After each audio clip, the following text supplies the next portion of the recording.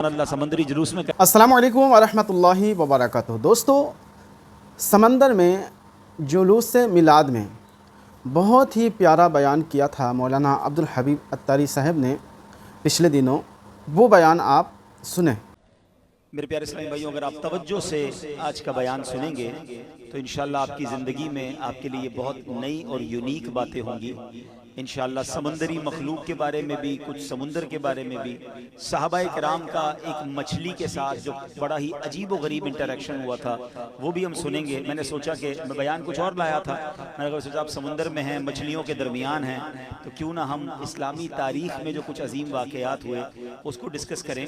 दुरूद पाक पढ़ने के बेशुमार फ़ज़ाइल व बरक़ात हैं।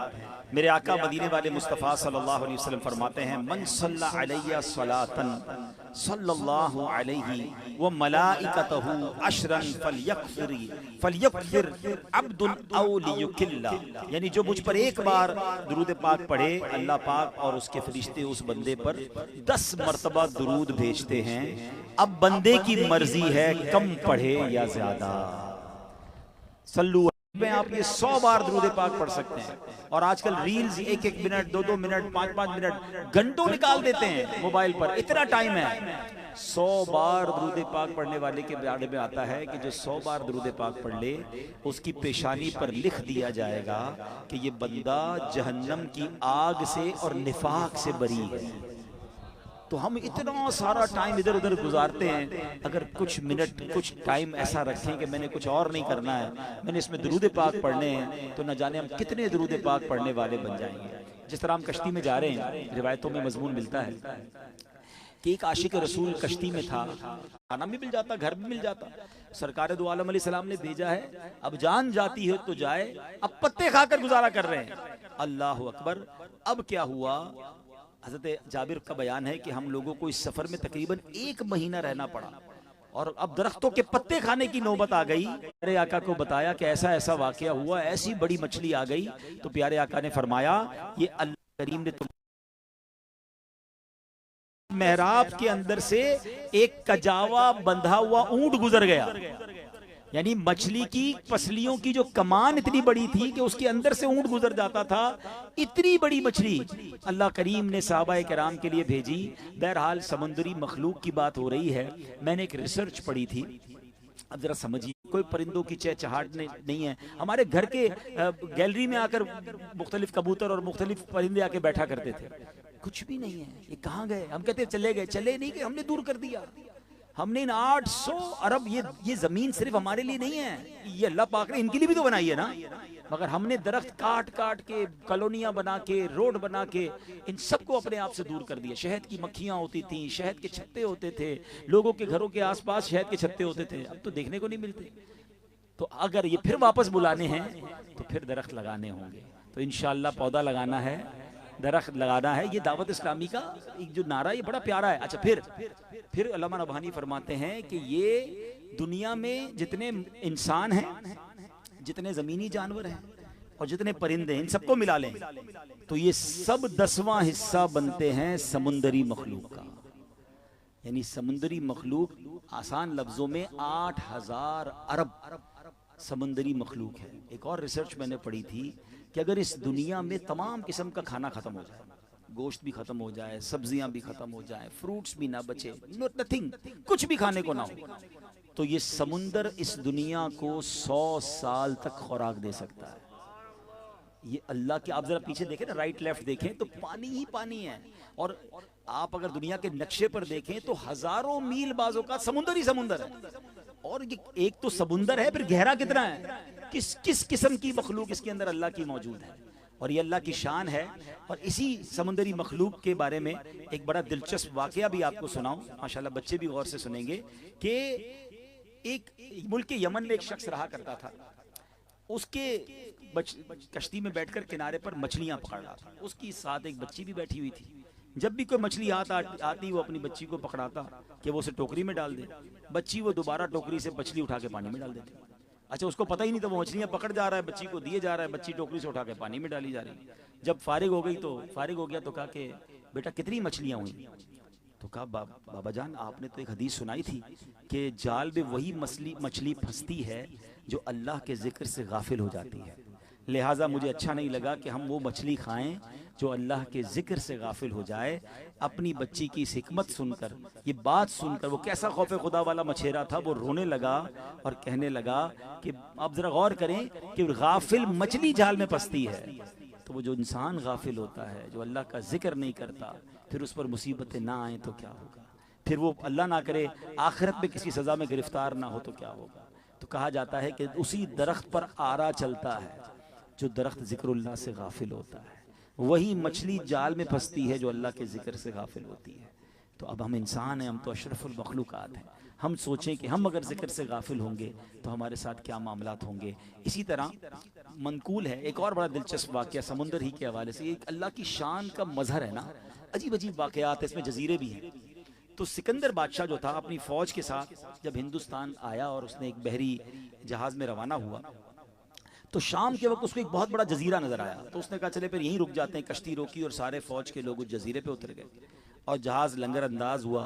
लश्कर ने उस जजीरे पर खोंटे वगैरह गाड़े, कीले वगैरह गाड़ी, और जब उन लोगों ने खाना पकाना शुरू किया और जगह जगह आग जलाई, तो जजीरे में एकदम हरकत पैदा होना शुरू हुई और वो मुकम्मल तौर पर पानी में चला गया और सारे के सारे सिपाही डूब गए।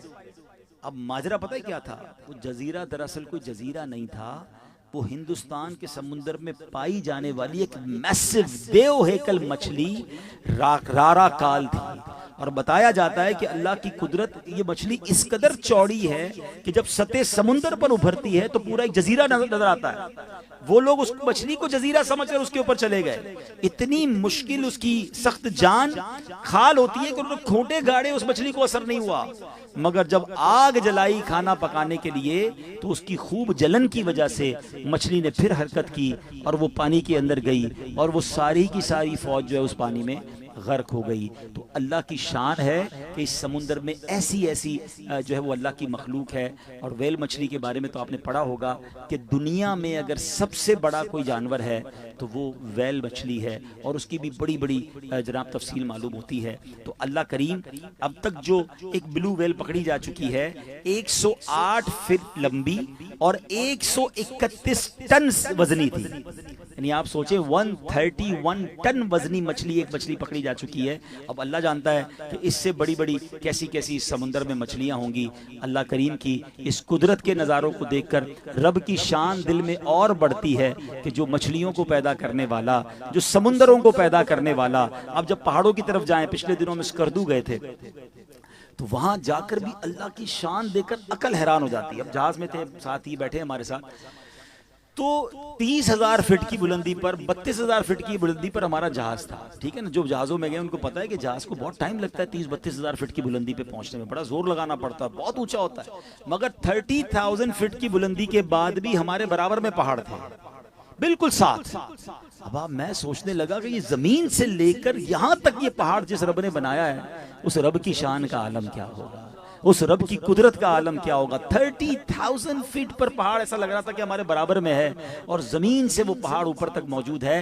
ये जो पहाड़ है ना, इसको भी मेखें फरमाया गया, इस जमीन को साकित करने के लिए कीलें होती है ना, ये पहाड़ कीलों का काम करते हैं, मेखों का काम करते हैं। मगर आप सोचें, ये इतने देव हेकल पहाड़ भी जब कयामत का दिन आएगा तो क्या होगा, वो कैसा दिन होगा। अल्लाह कुरान में फरमाता है, अल कारिअतु मल कारिअ, दिल दहलाने वाली, क्या है वो दिल दहलाने वाली। वमा अदराका मल कारिअ, तुमने क्या जाना वो क्या है दिल दहलाने वाली। फिर कुरान कयामत का मंजर बयान करता है, यौम यकूनुन नासु कल फराशिल मबसूस व तकूनुल जिबालु कल इहनिल मनफूश। फरमाया जब वो दिल दहलाने वाला मंजर आएगा, जब वो ज़लज़ला आएगा। हैं, अभी पिछले दिनों आपने देखा जो बुनेर में वाकया हुआ, मैं सोचता रहा, जब इस वाक्य को देखे ना, इबरत हासिल किया करें, कुछ मैसेज लिया करें। मैंने पिक्चर्स देखी, अच्छा हमारे साथी हैं मेरे साथ जो इस वक्त थे गिलगित में, हम स्कर्दू में, कि एक एक पत्थर कई टन वो जमीन पर रोडों पे पड़े हुए थे, पहाड़ों से अटके हुए थे। ये कहते थे यार किसी दिन अगर ये नीचे आ गए तो क्या होगा, उसको हिला कोई क्रेन भी नहीं सकती है। मगर ये कैसा पानी था, ये कैसा क्लाउड बर्स्ट था, बताते 15 मिनट लगे और वो बड़े बड़े टनों वजनी पत्थर हजारों लाखों की तादाद में इस तरह रुई के गालों की तरह लुढ़कते हुए आए और बम की तरह जाकर इमारतों पे लगे, गांव में गए और पूरे पूरे गांव सफाई हस्ती से मिट गए। हमारे इस्लाम भाई जो गए बुनेर वगैरह पीर बाबा, वो बताते हैं कि वहां इस वक्त दुकानें, घर, रोड सब पत्थरों से भरी हुई हैं। यानी सिर्फ पानी नहीं है, सैलाब चला गया, मगर एक एक जगह पर ऐसे पत्थर हैं कि इसको क्रेनें भी नहीं हटा सकती। ये आए कैसे? तो जब कुरान में पढ़ते थे ना कि ये सारे पत्थर तकूनुल जिबालु कल इहनिल मनफूश, कुरान कहता है कि पहाड़ रुई के गाले की तरह उड़ेंगे। तो हो सकता है किसी के जहन में सवाल आए कि राकापोशी, K2 पहाड़, माउंट एवरेस्ट, हिमालयाज, ये कैसे रुई के गालों की तरह उड़ेंगे? तो एक छोटा सा मंजर अल्लाह ने दिखाया कि 15 मिनट में मेरा रब चाहे तो पानी के जरिए, यानी पानी में इतनी ताकत है कि वो इतने वजनी टन पत्थरों को लेकर बड़े बड़े दरख्तों को उखाड़ कर आ गया। तो जब रब ने कयामत तारी करनी होगी, जब जलजला कयामत का आएगा, तो वाकई ये रुई के गालों की तरह उड़ेंगे। अच्छा, फिर कुरान ने ये सिनेरियो क्यों बयान किया कि ऐसा खौफ होगा कि लोग कैसे होंगे? वो तकून, फरमाया वो यौम यकूनु नासु कल फराशिल मबसूस, कि वो ऐसा दिन होगा कि आदमी फैले हुए पतंगों की तरह होंगे। आपने देखा होगा बारिश में पतंगे निकलते हैं ना, कभी इधर जाते हैं, कभी इधर जाते हैं, कभी टकरा जाते हैं, कभी गिर जाते हैं। का कयामत आएगी ना तो कोई बंदा, उसको पता ही नहीं होगा जाना किधर है। कोई इधर भाग रहा होगा, कोई उधर भाग रहा होगा, कोई इधर जा रहा होगा। और फिर जब इस सिनेरियो में, इस खौफ के आलम में क्या होगा? अब कुरान कहता है फअम्मा मन थकुलत मवाज़ीन फहुव फी ईशतिर रादिया। कुरान कहता है जिस दिन, उस दिन फिर हिसाब भी होगा। अभी सिनेरियो समझें, अल्लाह ना करे कोई टेंशन हमें आ जाए, कोई टायर फट जाता है ट्रक का, हमारा दिल दहल जाता है और कोई उस कैफियत में सवाल जवाब शुरू कर दे। हम क्या यार अभी नहीं, थोड़ी टेंशन में हूँ, थोड़ी देर बाद, अभी मुझसे बात ना करो, है अभी गर्मी से आया हूँ, अभी प्रेशर में हूँ। मगर कुरान कहता है पहाड़ रुई के गाले की तरह उड़े होंगे, लोग भाग रहे होंगे और उसी में हिसाब किताब भी होगा। अब इस कैफियत में हिसाब कौन दे सकेगा? और फिर फरमाया कि उस दिन जिसकी तोले भारी हुई, नेकियों का पलड़ा भारी हुआ, फकुलत मवाजीन फहुव फी ईशतिर रादिया, का वो मन मानते चैन में होगा, वो मजे में होगा।